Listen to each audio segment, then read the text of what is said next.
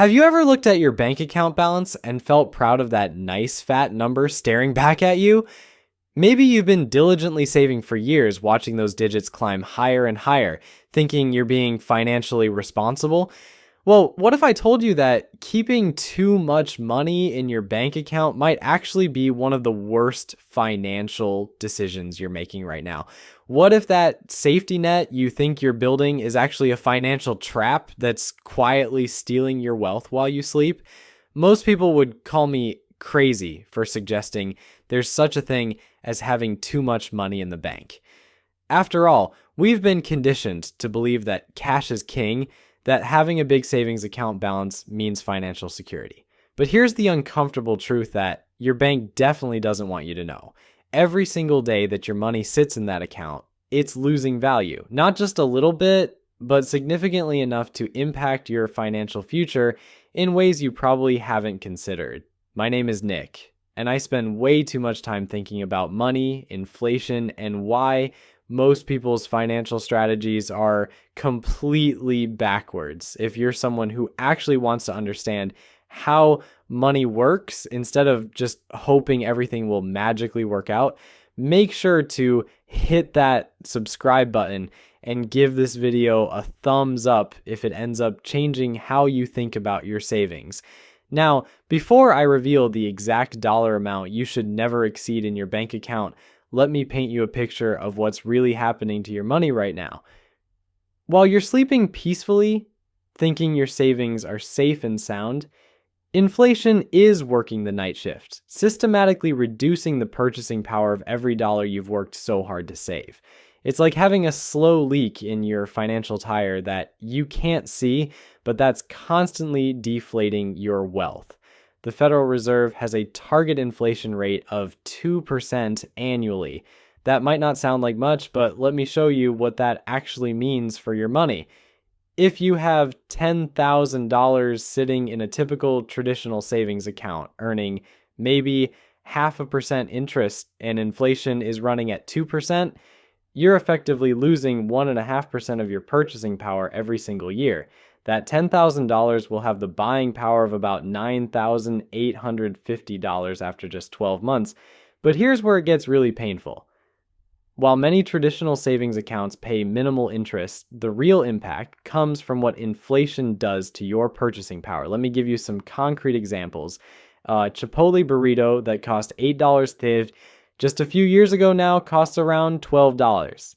The median price of a new car has jumped from about $38,000 to $48,000. When you factor in the rising costs of housing, food, energy, and healthcare, you can see how your money's buying power is being eroded over time. That's not financial security, that's financial suicide in slow motion. So what's the magic number? What's the maximum amount you should keep in your bank account before you start seriously damaging your financial future? The answer is simpler than you might think, but it requires understanding the difference between money you need and money you're hoarding out of fear. Financial experts generally agree that you should keep between 3 to 6 months of living expenses in a readily accessible savings account. Notice I said living expenses, not income. If your monthly bills, groceries, utilities, and other necessities total $4,000, then you should have somewhere between $12,000 and $24,000 in your emergency fund. That's it. Everything beyond that amount is excess cash that should be working harder for you somewhere else. But here's where most people mess this up completely. They look at their monthly income instead of their actual expenses, or they convince themselves they need 12 months of expenses saved up just in case the economy collapses and they can never find work again. This kind of thinking isn't financial prudence. It's financial anxiety masquerading as responsibility. Let's talk about why keeping more than 6 months of expenses in your bank account is actually hurting you. First, there's the inflation problem we already discussed. Your excess cash is guaranteed to lose purchasing power over time. But there's also the opportunity cost, which is perhaps even more devastating to your long-term wealth. Every dollar sitting in a traditional savings account earning minimal interest could potentially be invested in assets that historically have delivered solid returns over time. Let's say you have $50,000 in your bank account, but you only need $20,000 for your emergency fund. That extra $30,000, if invested in a diversified portfolio, could grow to over $60,000 in 10 years, assuming a 7% return. By keeping it in your savings account, you'd have maybe $31,000 after a decade. You've literally cost yourself nearly $30,000 by playing it too safe. Now, I can already hear some of you thinking, but Nick, what if the stock market crashes? What if I lose money? What if? Here's the thing about financial fear. It's usually based on worst case scenarios that rarely happen, and when they do happen, they're typically temporary. Meanwhile, the guaranteed loss from inflation and missed opportunities happens every single day, month after month, year after year. The stock market has experienced numerous crashes throughout history. The dot-com bubble, the 2008 financial crisis, the COVID-19 panic of 2020. Yet despite all these dramatic events, patient investors who stayed the course have been rewarded handsomely over time. For example, from October 2024 to recent months, the S&P 500 saw gains of over 15%, demonstrating the market's ability to deliver strong returns even in relatively short periods. But let's address the elephant in the room. What constitutes too much cash isn't just about the specific dollar amount, it's also about your personal situation and risk tolerance. A 25-year-old single person with a stable job and no dependents might be perfectly fine with 3 months of expenses saved. A 50-year-old with a family, mortgage, and variable income might need closer to 6 months. The key is being honest about your actual needs versus your imaginary fears. There's also the psychological aspect of hoarding cash that we need to discuss. Many people keep excessive amounts in their bank accounts, not because they've calculated it's the optimal financial strategy, but because it makes them feel secure. Cash in the bank provides a sense of control and safety that investments don't offer. You can see the exact balance, it doesn't fluctuate, and you know it's there when you need it. This psychological comfort comes at a steep price. While you're feeling secure about your large bank balance, you're actually becoming less secure financially over time. The real security comes from growing your wealth faster than inflation and building multiple income streams, not from accumulating piles of depreciating cash. Here's something else most people don't consider. Banks love it when you keep large balances in low-interest accounts. They take your money and lend it out to other customers at much higher interest rates, essentially using your deposits to generate profits for themselves. You're providing them with cheap capital while earning almost nothing in return. It's a fantastic deal for them and a terrible deal for you. The banking industry has done an excellent job of convincing people that keeping money in savings accounts is the responsible thing to do. They've created this narrative that cash equals safety and investments equal risk, but this narrative conveniently ignores the very real risk of inflation and opportunity cost. The truth is, keeping too much money in your bank account is one of the riskiest financial moves you can make because it guarantees you'll lose purchasing power over time. So if keeping excessive cash in your bank account is such a bad idea, what should you do with that extra money instead? The answer depends on your timeline, risk tolerance, and financial goals, but there are several options that make much more sense than letting your money slowly evaporate in a savings account.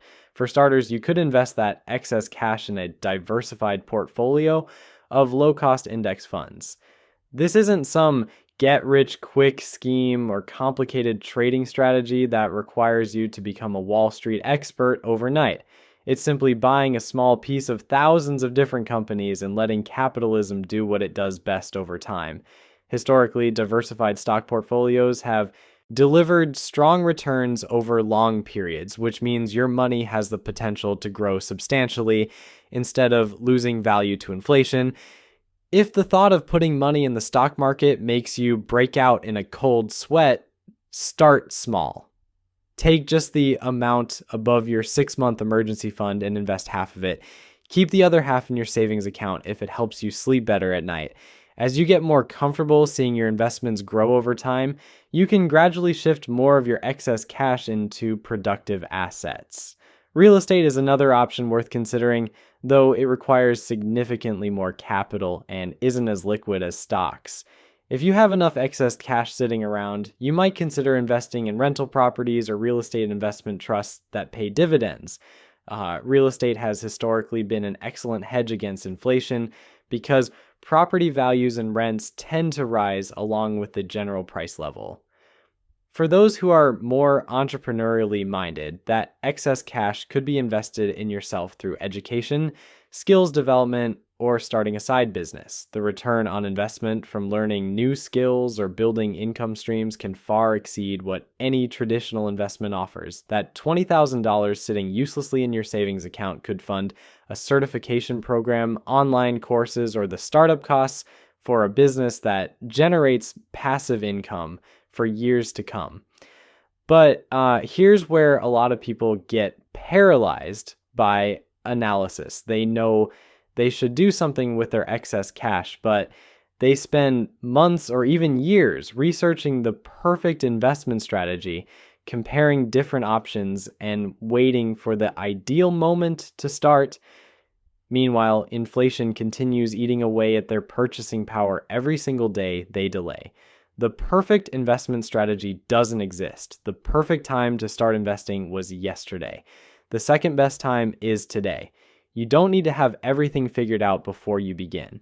You just need to start moving your money from assets that are guaranteed to lose value into assets that have a reasonable chance of growing over time.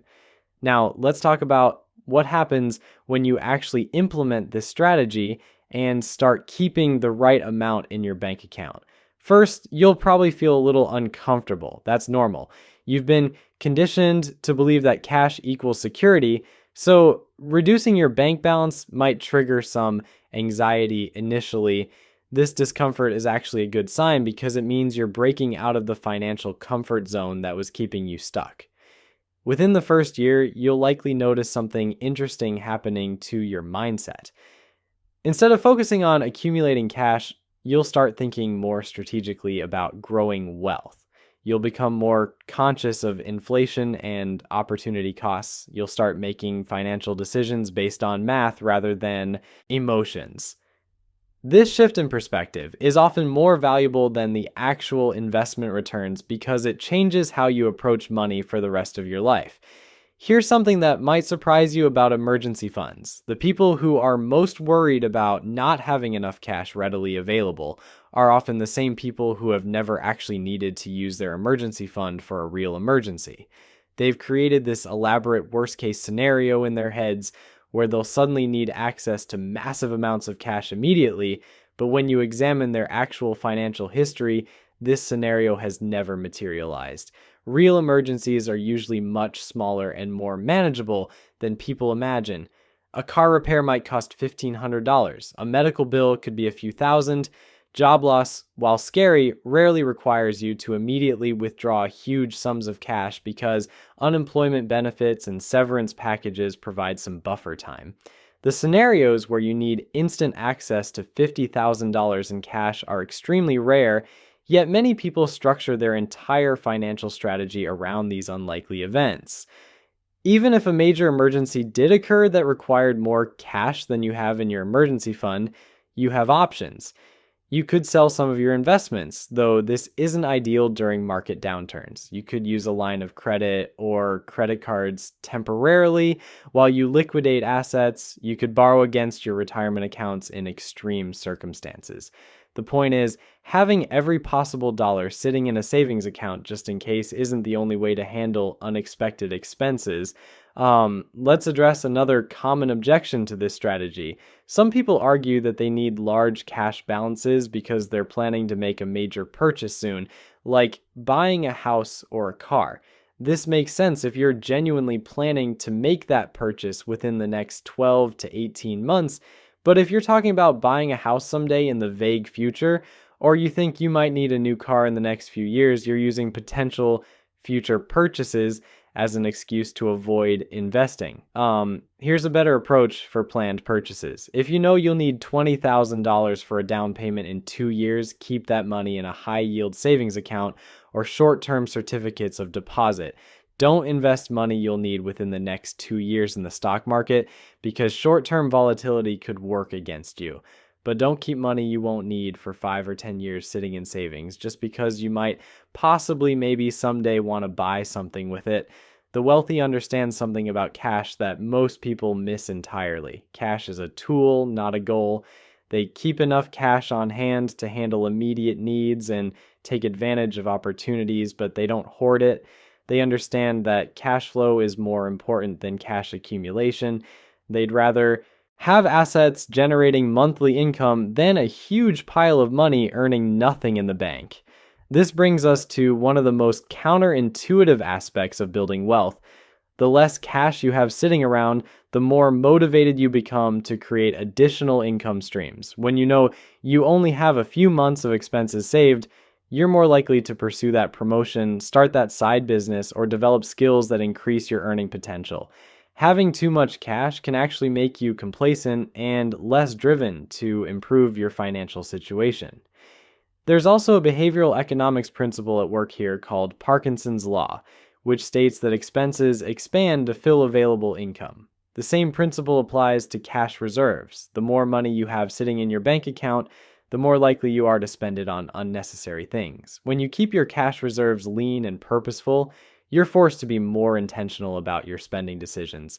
But let's be practical about implementing this strategy. You don't need to immediately withdraw 90% of your savings and dump it into the stock market tomorrow. That would be reckless and could cause you to panic and make poor decisions if markets decline shortly after you invest. Instead, create a systematic plan to gradually reduce your excess cash over time. Start by calculating your true monthly expenses, not your income, not what you think you spend, but your actual necessary expenses. Add up your rent or mortgage, utilities, groceries, insurance, minimum debt payments, and other essentials. Multiply that number by 6 to determine your maximum emergency fund target. Everything above that amount is excess cash that should be deployed elsewhere. Once you've identified your excess cash, don't move it all at once. Instead, transfer about 25% of the excess amount into investments every month over 4 months. This dollar cost averaging approach reduces the risk of investing everything right before a market correction and helps you get comfortable with the process gradually. During this transition period, you might experience something I call cash withdrawal syndrome. You'll check your bank balance and feel momentarily panicked because the number is smaller than you're used to seeing. This is completely normal and will fade as you start watching your investments grow. Think of it like weaning yourself off financial training wheels. It feels scary at first, but eventually you realize you were more stable without them. Here's where things get really interesting. As your excess cash gets deployed into productive assets, you'll start noticing opportunities you never saw before. Maybe you'll spot a great deal on a rental property because you're not emotionally attached to keeping every dollar in your savings account.